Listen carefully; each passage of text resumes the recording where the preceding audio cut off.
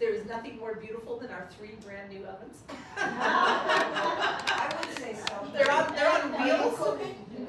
No, but I'm very good at tasting Alex's food. Nothing like a new oven. It Yes, really it's is. gorgeous. You know. I mean, work. And it works.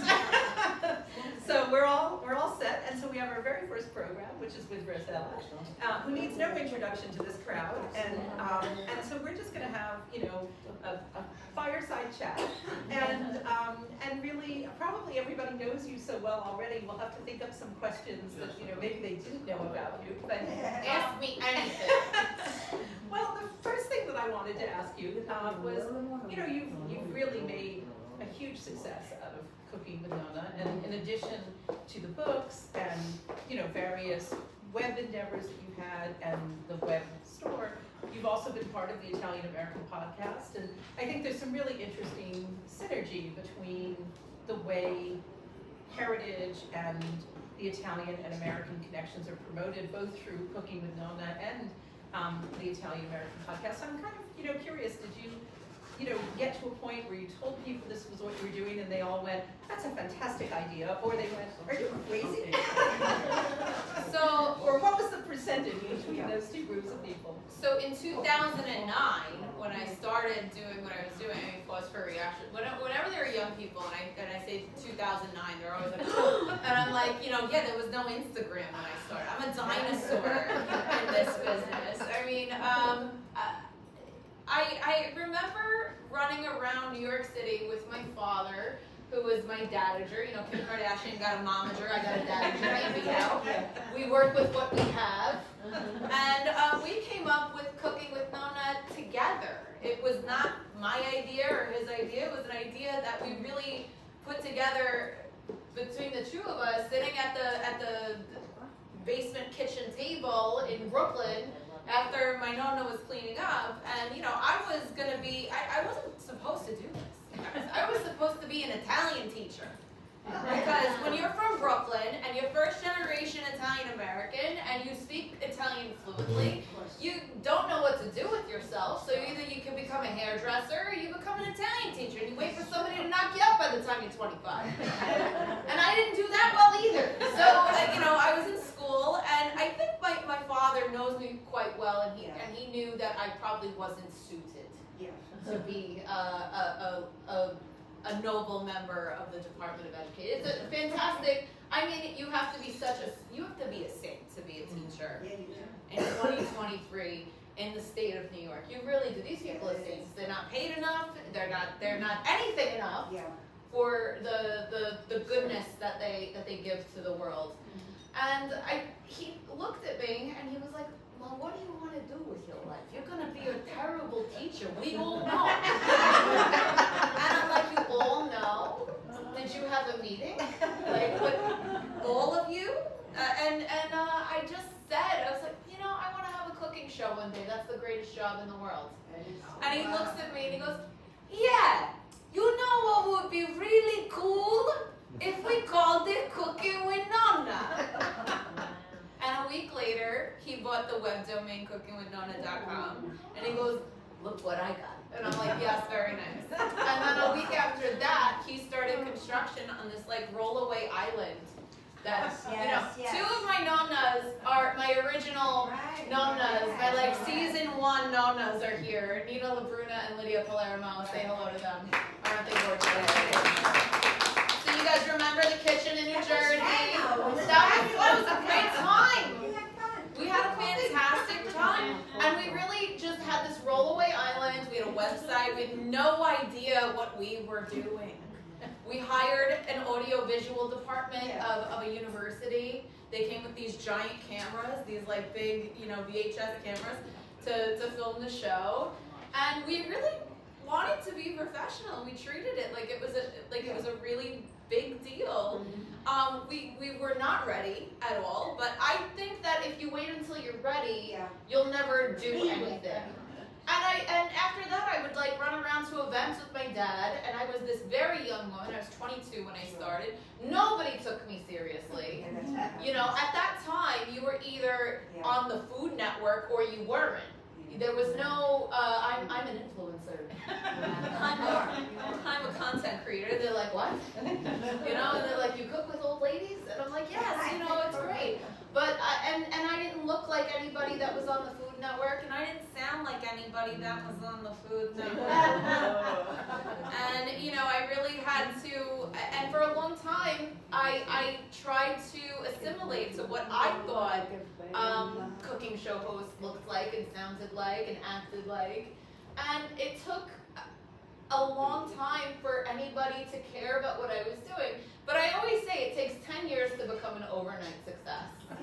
Yes. Because, I mean, maybe now we have 3 books, we have an incredible e-commerce platform called bottegadellanonna.com.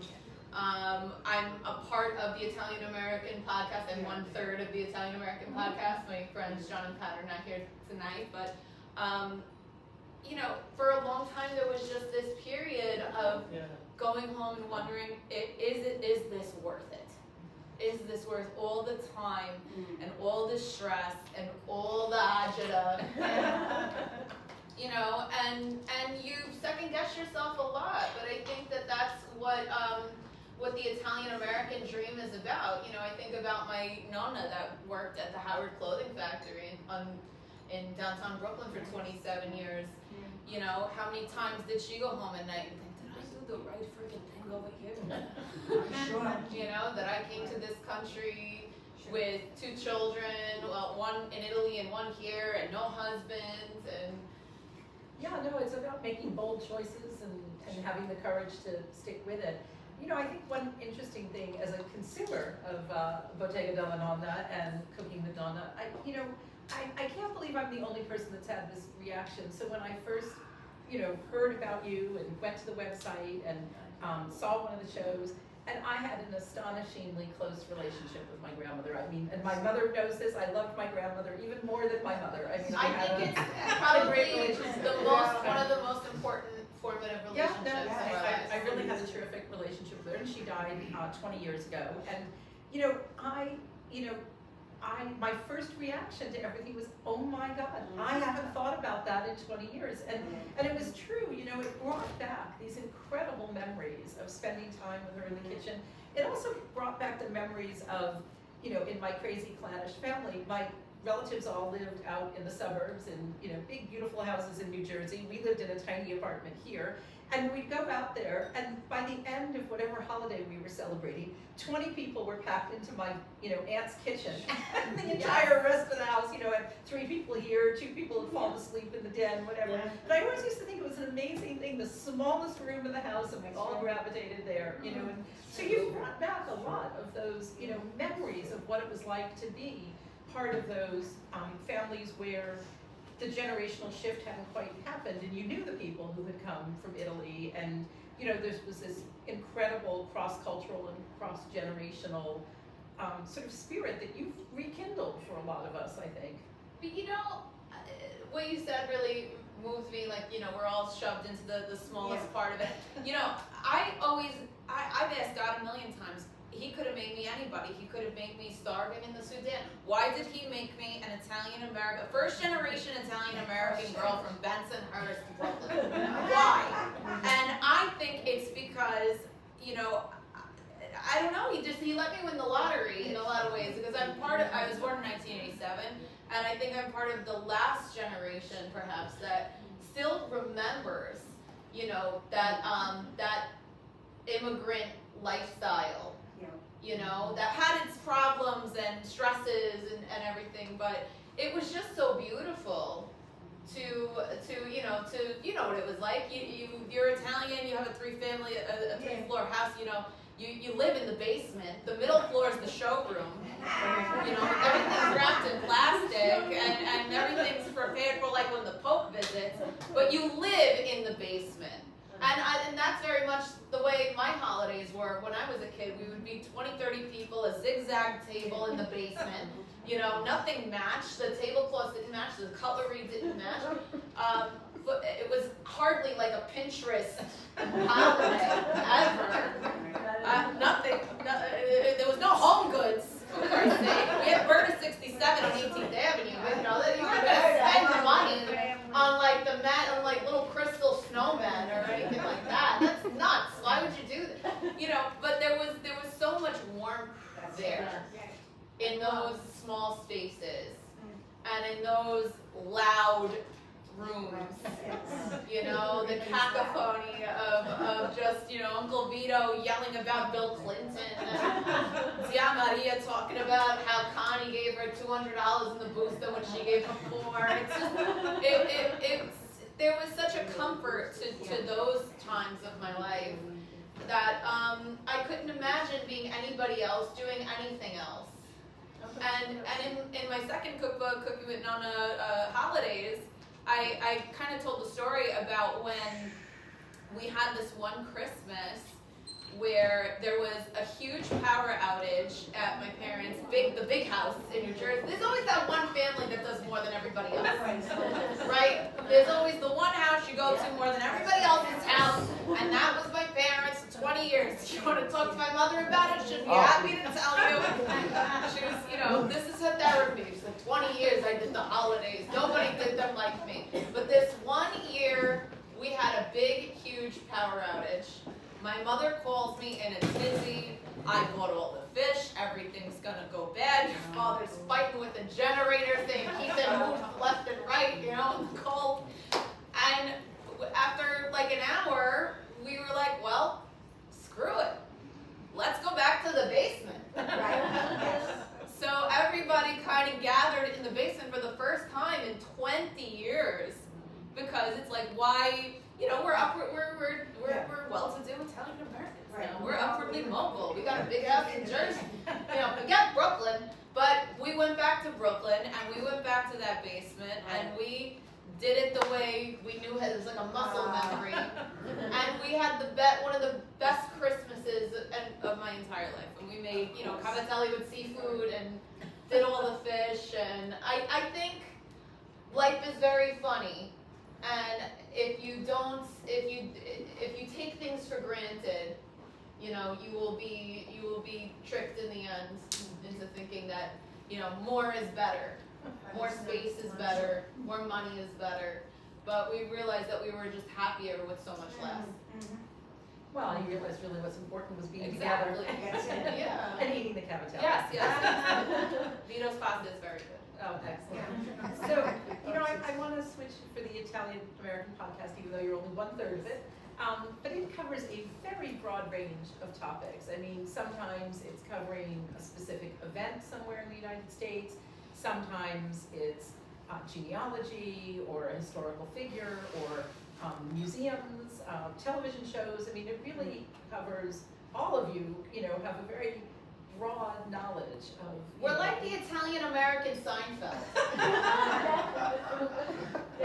So, you know, I mean, there must be things suggested to you all the time about what to do or what not to do, and I'm certain that, you know, you cover as much as you possibly can. But, you know, are there special themes that you feel like are just an essential part of the Italian American podcast that really are the core of what you're trying to tell your audience?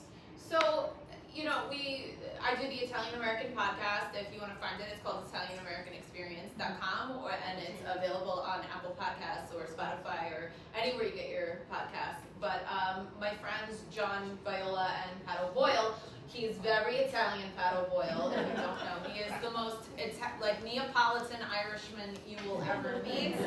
And John is Barese and Sicilian and all. He's a little bit of a mutt, and I'm a purebred Barese, guys.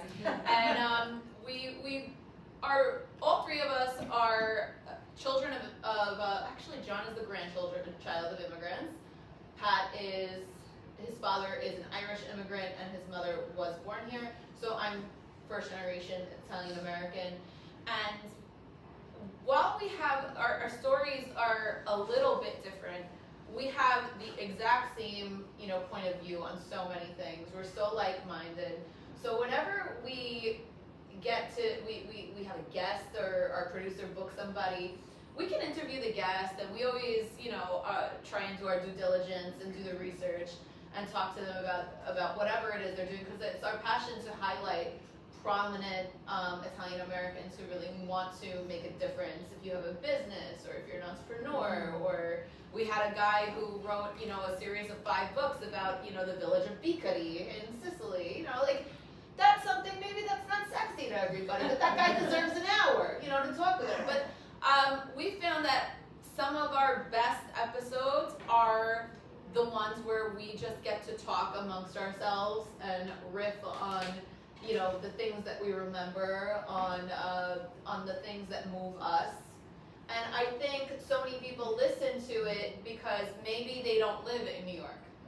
Maybe they don't, you know, live in a large Italian enclave, and maybe they wish they had 3 Italian American friends to talk about these things with. And that's why we have our Facebook community, The New Neighborhood, where, you know, we'll talk to you and we'll plan meetups and stuff, because I think what people lose sight of when they, you know, do well in this country and they move outside of Italian enclaves, because in the name of upward mobility, they realize that they're sacrificing a community in many cases. So in the Italian American podcast, we try to, you know, reach people our age, people older, younger, and say, you know, we're just like you, and we want to just talk and laugh amongst each other. And it's great.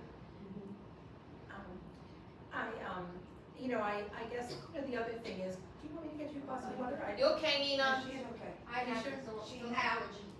Nina doesn't drink water, champagne only.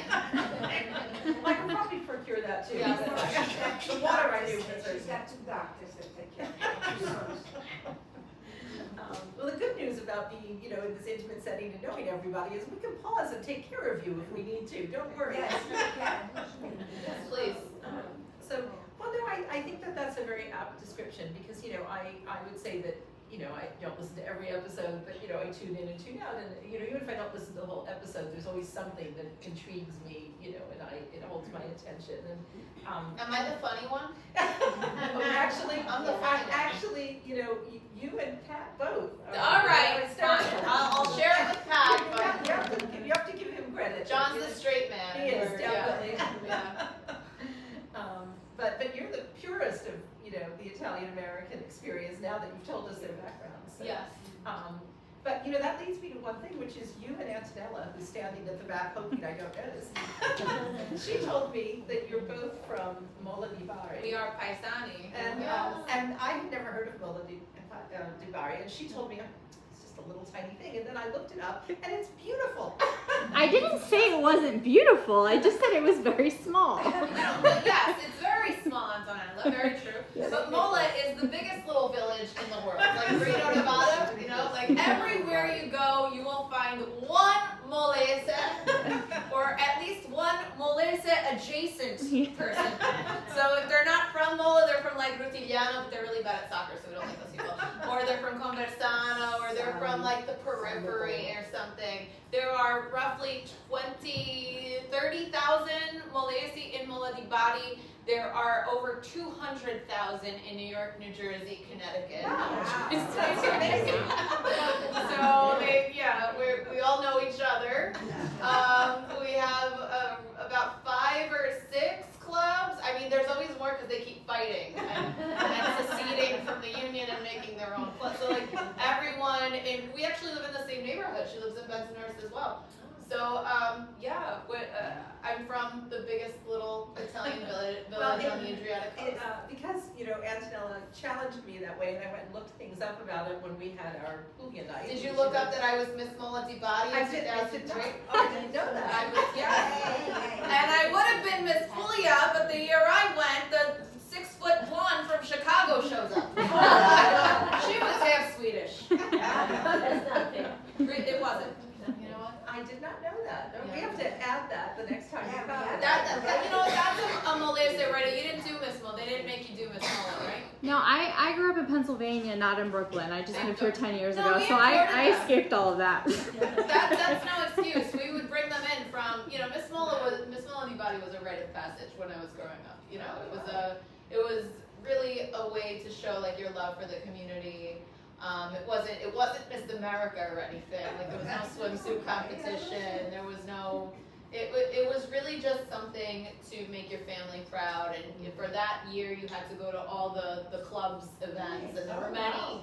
And it was just so sweet to be able to do that. And it also introduced me to the marvelous world of Italian American pageantry, which is rough, ladies. I've seen girls cut zippers out of dresses, swipe one of your shoes, you know. Oh, that's horrible. Oh yeah, we can be, you know. Well, it's a good thing you don't put that in your Cooking with Nonna show, you know, make us a little scared. It's not part of the official resume. But what I was going to say was that it kind of, you know, reinforced for me once again that every place in Italy is astonishingly beautiful. I mean, here you've got this very, very small town, but the architecture is, you know, superb, and the quality of the decorative elements, you know, on the buildings and in the grand rooms and the public buildings. I mean, so even small towns like this prized beauty, and you know, it's an interesting sort of sub-theme in Italian culture that, I mean, many countries have beautiful places, Yes. but Italy is unique in that you can go to any small town and there's just this outpouring of, you know, design and, you know, quality of craftsmanship and beauty that just pervades the town. I mean, I couldn't agree more. It's almost a curse to be Italian because we know too much, we've seen too much. We're too, you know, like, we're just spoiled. So it's like, if we go anywhere, how many people go on vacation? You're like, I could have gone to Italy. It's nice, but it's not Italy. You know, the foods. That happens to me constantly. You know, because what's better than Italy? Nothing. You know, it's like, what's better than chocolate? It's true. What's better than being Italian? Like, nothing. We're cursed. So let's go back to Cooking with Nonna for a moment. And, you know, I didn't realize that we had two celebrities in your stable here. So, you know, what's been the hardest thing as you've, you know, had different people cook with you? And, you know, some of them for longer than others, obviously, depending on, you know, what kind of program you're doing and what the arc is. But, you know, what's been the most difficult thing about cultivating that group of people with you? I don't want to say anything was particularly difficult because they were, you know, all the nonna were such a joy. I mean, when I started, we would just be really straightforward. The nonna would come to my house and we would film an interview with them, and then we would go through the recipes. Then when I moved on to doing books, I would go to their house. I would spend the whole day with them, and I would, you know, record them. So I would like have their entire life in like an hour-long clip. And then I would go to, I wrote my first entire book at a Panera on 86th Street. I had to sit at the same booth every day to order the same thing, and I would just listen to their life stories and condense them into one page. And then we would cook together, and I guess cooking together and recipe testing with them was always very interesting because, you know, some of their recipes are like, if they wrote it down, it's like in hieroglyphics. And I have to like translate it. Or if I'm cooking with them, I would always bring like my own like units of measure, you know, because they have, you know, espresso cups and and then some of them are sneaky and they sneak something in when you're not looking, you know. And, that was always a big challenge in my entire career, is to get the recipes close to what they did in their own kitchen, because I always wanted to do their food justice, because, you know, their great granddaughter might own this book one day, and I want her to taste the cookie the way her bisnonna made it, you know. And that's probably the hardest thing about what I do, because the number one asked question that I get is, you know, I have my mother's meatball recipe, but I make it and it doesn't come out like hers. What is it? And I'm like, it's kind of not supposed to. You know, I think everybody flavors something, you know, when they make it. A meatball, a cookie, it's like a fingerprint, you know? You can tell, you know, your aunt's meatballs, even if it's the same recipe. Absolutely. And I always tell them, you know, one day someone is gonna say that about you. They're gonna love the way you made something, and they're gonna wish it tasted exactly like you made it, but it's like we're chasing a dragon. Well, and also, I mean, your mood can influence what you do, or what ingredient you have that day. I mean, I you know, used to make panettone every year for my family, And some days you'd open the cupboard and you'd be, oh gosh, I don't actually have one of the ingredients. And then you just sort of rummage around and figure out what do you have instead. And so there's, part of being a cook is improvising. But, I empathize about, writing it down and sneaking in ingredients. Because my grandmother had no recipes. My grandmother had nothing written down at all. And there were a couple of things that I was like, oh, I really want to know how she does this. And, there was a maddening conversation because I would say, well, I'm just going to watch you and I'll write down, and I was like, and I would do the same thing. It was like, there are no carrots in that. Why are you putting carrots in there? Carrots before. Some of these recipes are like elusive. Yeah. And it's an unpopular opinion, but after 15 years of doing what I do, some things are not meant to live forever. Some recipes are meant to die with that woman. Okay? Because there was some lady in Queens, she gave me the recipe for her chiffon cake, and it was beautiful. She's like, I only give it to you. Everybody asking me, but I don't give it nobody. I give it to you. It's like, okay. And I watched her with this, I don't know, she had a hand mixer powered with like a Ferrari motor. She beats the eggs, the whites with 10 minutes, the yolks with 10 minutes. This should not work. I asked 3 pastry chefs. They're like, you overdid everything. And then she would bake it, and she would turn it over onto this Coke bottle from the 1960s into a corner, and it would be perfect. I made it 15 times. It sank every single time. This recipe only works in her basement in Queens. Or with the 1959 Coke. I don't know. I don't know what the magic of that is, but and you gotta cut a recipe like that from a book, and it's sad, but this will go down in history as that lady's special cake. Yeah, absolutely. Only she could make it. And there are certain things, I believe in magic. Call me crazy, but I believe in recipe magic. Do you have a favorite recipe? Something that you really just enjoy making? If you're in a certain mood or mindset, that this will cheer you up, or Yes. or it's. I love making my nonna's eggplant parmigiana. It's in the first book, but I love the ceremony of it because there's so many steps to it, there's so many components, and there's something just relaxing to me. But I was always one of those weirdos that put on tanto cotugno and made a sauce and then made a batter and then fried the eggplant and then layered it all. That's joy for me. So, one question, and when I took the job here, I kind of had to confront it myself, was, we all ate a certain way when we were, kids or growing up or at family events, and then, the sad evolution of as older relatives die off, your holiday rituals change a little bit, and I got here and I suddenly realized that there was just a lot of food I hadn't eaten in a long time. I hadn't had chicken parmesan in probably 25 years. Because who makes that for themselves? That's right, yeah, exactly. Living in a Manhattan apartment by yourself, you don't go, let me whip up some chicken parmesan to eat by myself. And but also, our attitudes about food have changed. We've moved to a lighter cuisine, smaller portions, and so, do you ever feel like in your cookbooks or on your shows you have to kind of talk a little bit about how our food habits have changed, or you just accept that these are great recipes and they're special and you don't eat them every day, so it's fine? Or I definitely think that my books and my content are more for your special occasions in life.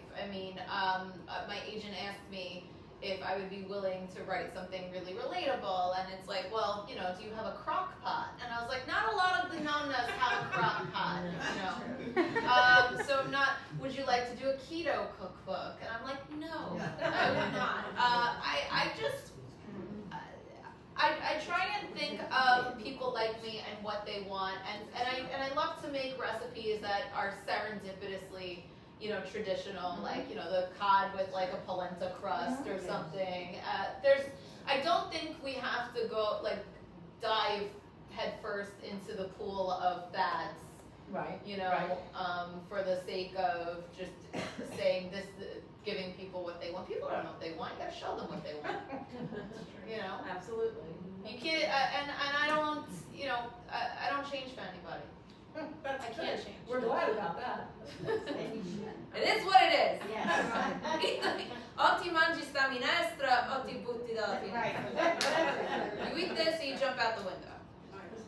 Well, since we're a small group and lots of people in this room know you well, I want to give everybody a chance to, ask you a question, see if there's anything you've been dying to ask Rossella and now she's in front of you, or you want to heckle her.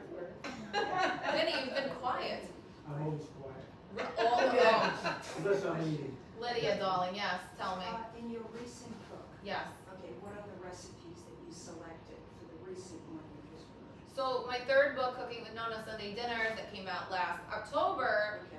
was a love letter to my Italian-American childhood. So I selected the recipes based mostly on the things that my nonna made that she learned about, in the factory working with other Italian-Americans. Because my nonna's from Mola so when she came to America and started working at the Howard Clothing Factory, for the first time she was exposed to Siciliani and Napoletani and Calabresi, and they all swapped.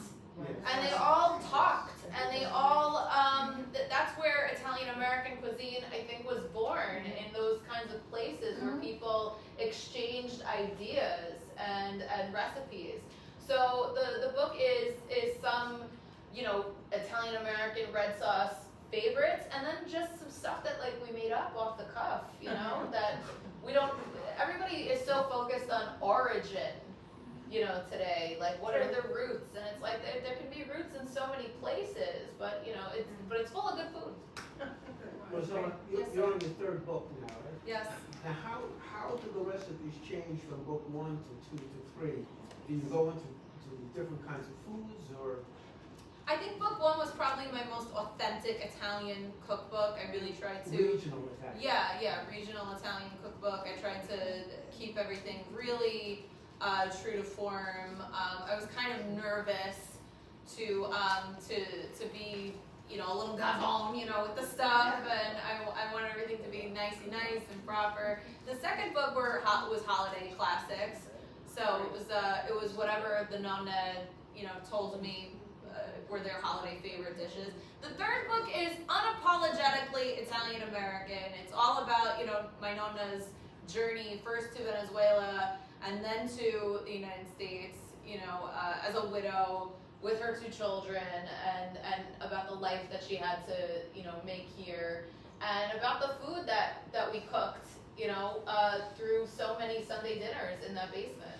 Well, I think that's the power of all 3 of your books, actually, is the marriage of storytelling and celebrating and cooking. I mean, and I think that's what it evoked for me, was this, this flood of memories of, how great it had been to be at my grandmother's house for all those holidays, or later at my aunt's house. And, you forget. You don't want to forget, but just life goes on. Those people aren't with you anymore, and, suddenly you unlocked, a door with all these memories that just came pouring out. And I do think that's the power of your books. You've really married 3 important emotions together. I never wanted to set out to write.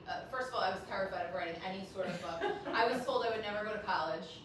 I was told I would never, be anything more than, a girl who worked at a shop girl at a store. So when I got my first book offer, I was terrified, and I called my brother. And my brother's a genius. He's one of those weird geniuses. He's like, they want me to write a book. I can't write a book. And he's like, you can do it. Just write what you know.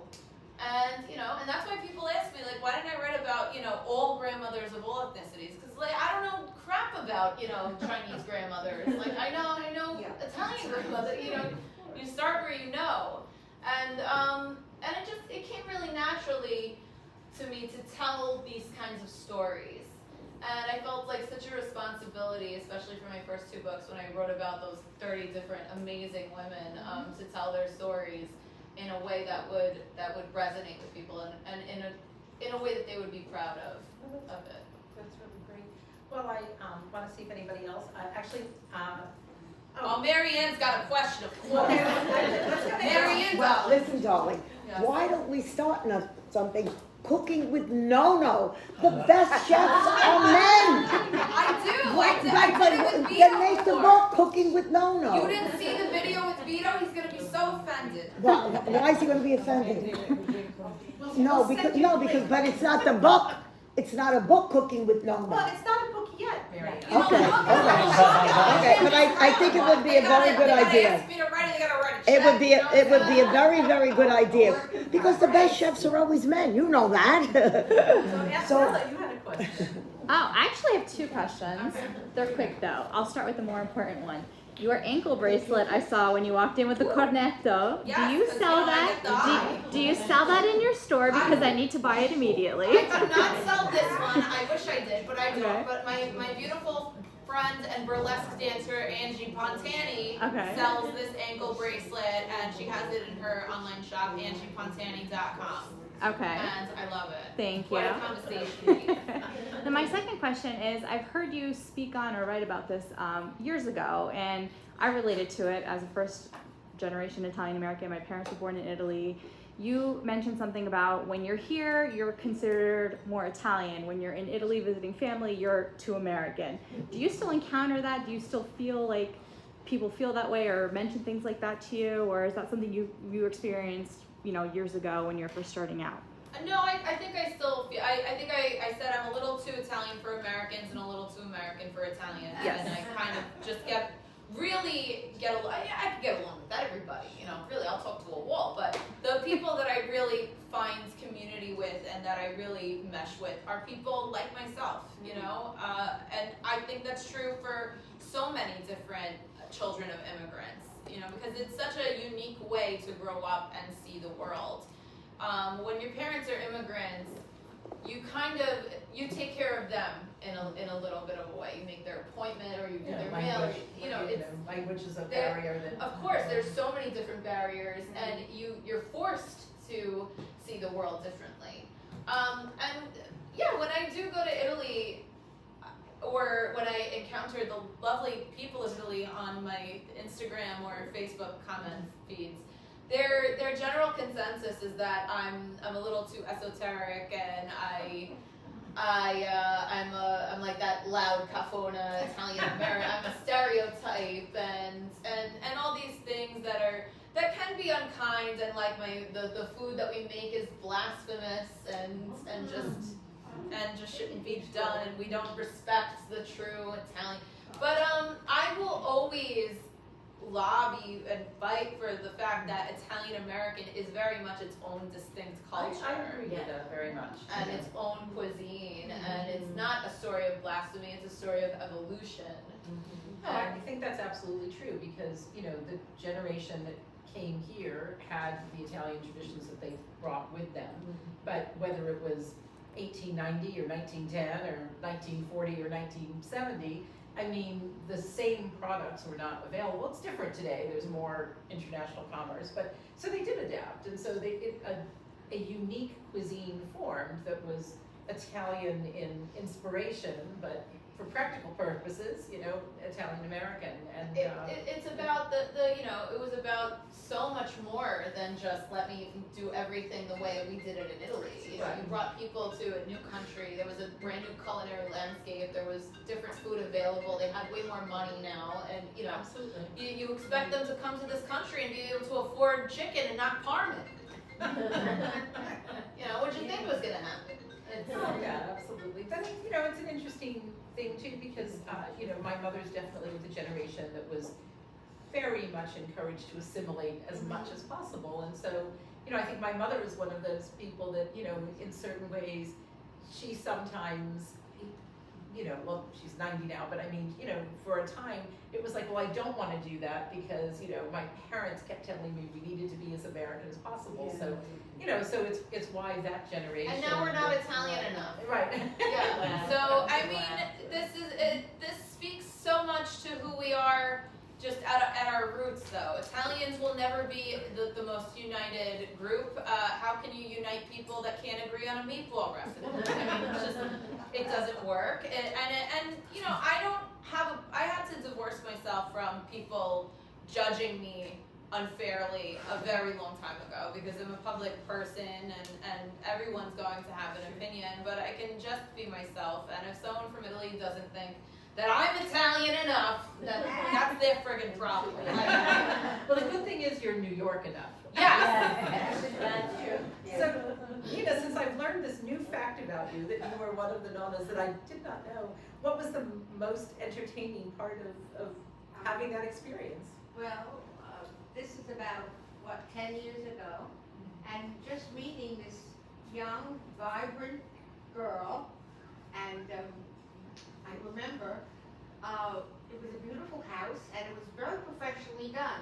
They had camera people and they had makeup people, and this is this funny thing, the makeup person came in, went like this, and then said, well, I have to take care of Rossella, because, she's the wife, she's the daughter of the producer, so I can't spend too much time with her. Okay, that's okay. We did the show. Even then, she was so professional and so on point, and just led me into it, and I was a little nervous, but after a few minutes, I really felt I was with, like, my granddaughter, Great. And if I ever have seen it, I am saying, now wash your hands, Rossella. It was a beautiful experience, and one I'll never forget. And